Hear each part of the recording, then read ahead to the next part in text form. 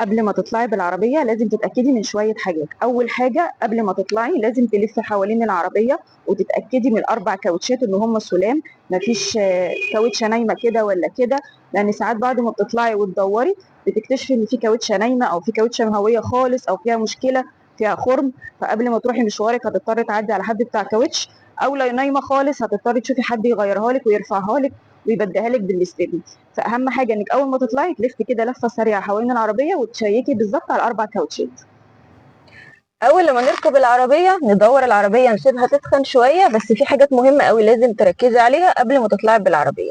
اول حاجه الكرسي اللي انت قاعده عليه ده بتظبطيه، مهم جدا، لان في بنات وستات اول لما تيجي تطلع تبقى الكرسي بتاعها مش مظبوط، او تحس انها بعد ما تطلع على الطريق وسط الزحمه فتلاقي الكرسي بتاعها مش مظبوط والمرايات مش مظبوطه وقعدتها مش مظبوطه، فتحس ان في حاجه غلط.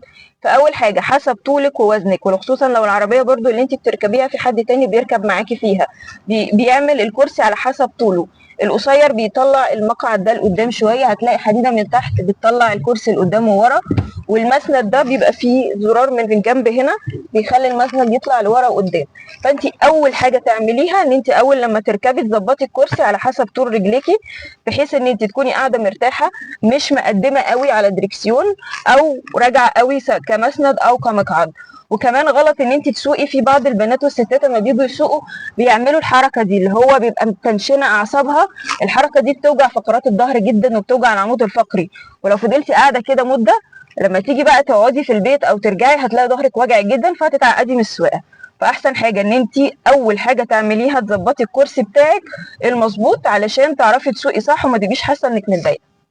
بعد ما بنظبط الكرسي تاني حاجه بتيجي اهم حاجه بقى عنينا التانيه المرايات. بصي اهم حاجه انك تظبطي المرايه اللي على الشمال، هتظبطي المرايه اللي في النص، وتظبطي المرايه اللي على اليمين. طب هنظبطهم ازاي؟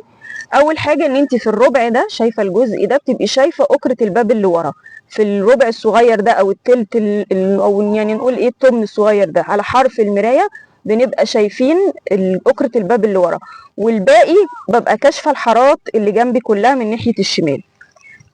والمرايه اللي في النص بتبقى كاشفه البانوراما كلها اللي ورا، الازاز الخلفي كله اللي ورا، ما تبقاش مرفوعه للسقف او نازله تحت على الكنبه، لا هي بتبقى انت شايفه بيها حسب وضعيه الكرسي بتاعك، شايفه بيها الجزء اللي ايه اللي ورا ده كله تمام.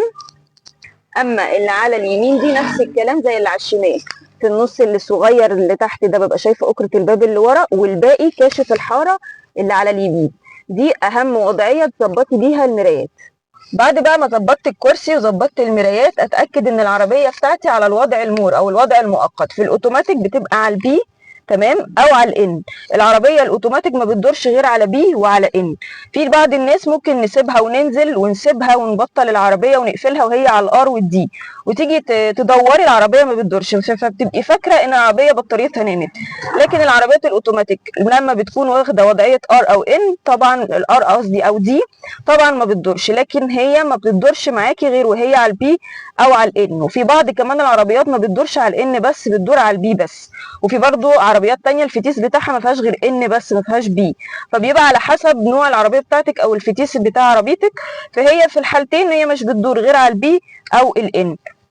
ولو عربيه مانيوال بتبقي متاكده ان العربيه مش واخده اي غيار في الوضع الموري اللي هو الفتيس بيبقى في النص، وهحط لك صوره ليه بيبقى في النص، لا واخده غيار الاول ولا الثاني ولا الثالث، ديك ممكن بتيجي تدوري العربيه تلاقيه نطت منك كده وطلعت على بسرعه كده. واخر حاجه قبل ما تطلعي مهم جدا جدا انك تلبسي الحزام. الحزام مهم قوي لان هو اولا امان ليكي، وكمان عشان في رادارات على الطريق وممكن تاخدي مخالفات لو مش ملبوس وبتدفعي عليها فلوس، فده للامان وللمخالفات. وعودي نفسك من البدايه ان انت اول ما تتعلمي السواقه من البدايه كده علمي نفسك تلبسيه، علشان بعد كده لما تيجي تطلعي تلاقي نفسك اوتوماتيك قبل ما بتطلعي بتلبسيه على طول، لانك لو ما عودتيش نفسك عليه هتيجي بعد كده تلبسيه تحسي ان هو خانقك قوي. لكن لو انت اتعودتي انك تلبسيه من الاول خالص وانت بتتعلمي جديد يبقى خلاص الدنيا هتمشي معاكي تمام.